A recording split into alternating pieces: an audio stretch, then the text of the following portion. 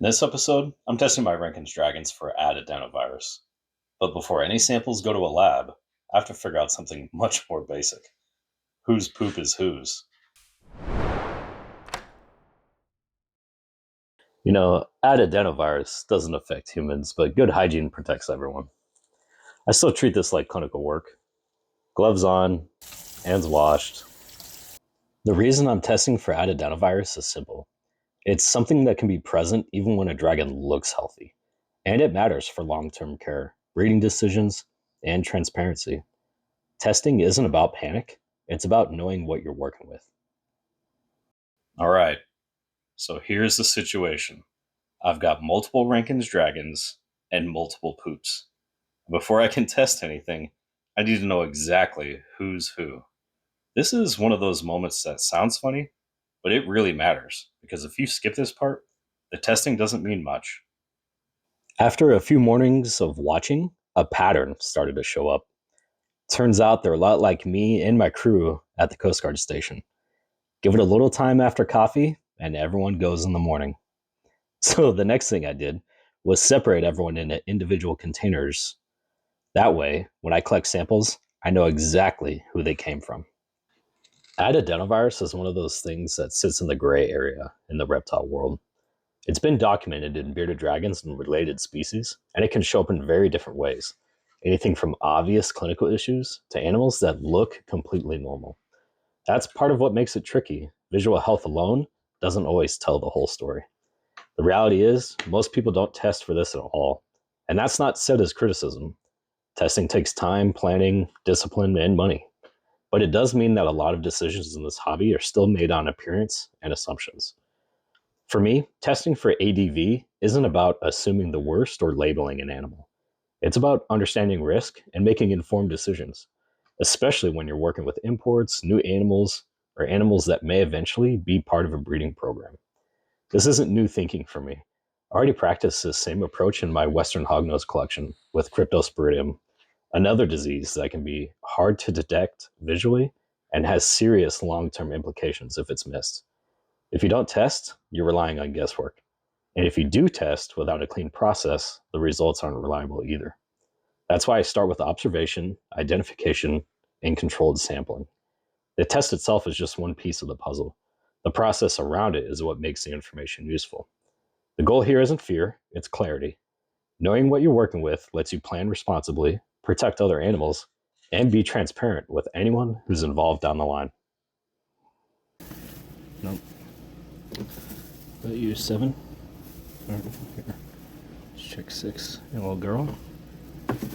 Oh, 10. Oh, look at that. Score. Good job. You get to come out of poop jail. Move this out of my way.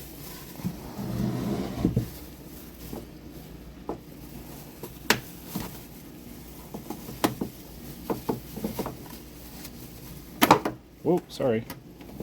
No, crazy. Oh, there you go. Way to take initiative there. Once everyone's separated, the focus shifts to documentation. First, I fill out the Research Associates Laboratory submission form. This is a lab I've been using for years with the hognose snakes. And interestingly, it's the same lab my reptile vet uses for their samples.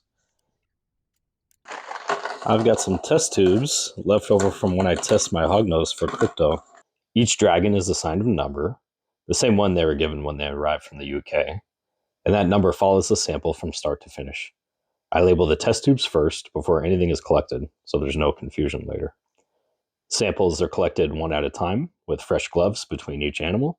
That helps prevent cross-contamination and keeps each result tied to the correct individual. It's a slower process, but that's intentional.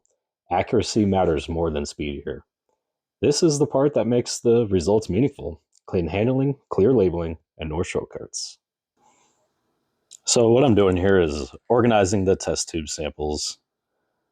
And then I'm going to go ahead and run the test here. So I scoop up some poop, put it in the test tube, make sure it's the right dragon, the right number, and keep going. Change my gloves. And here you can see I got some water. Adding a little bit of clean water to the sample can help get the sample a little bit easier once it's got a little bit of moisture on it.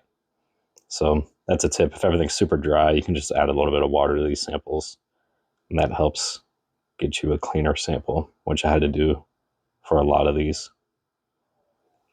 So I recap it, move on to the next one. You can see my glove technique here, learned from my many years in the healthcare field. And this is how I went through and tested each of the Rankin's Dragons droppings. Once the samples are collected and documented, they're packaged according to lab's guidelines and prepared for shipment. At this point, everything that can be controlled on my end has been done. The samples are labeled, protected, and ready to go. From here, they head to the lab, and the waiting part begins. You know, it's not just about the animals, it's about accountability and our community and leaving the hobby better than how we found it. We'll talk more soon about when these new bloodlines will officially join the Legit Reptiles program. But for now, I'm focused on giving them the healthiest start possible. I'm Drew, this is Legit Reptiles, and next episode, we'll go over the test results, first feedings, and the plan for these new Rankin's Dragons going forward.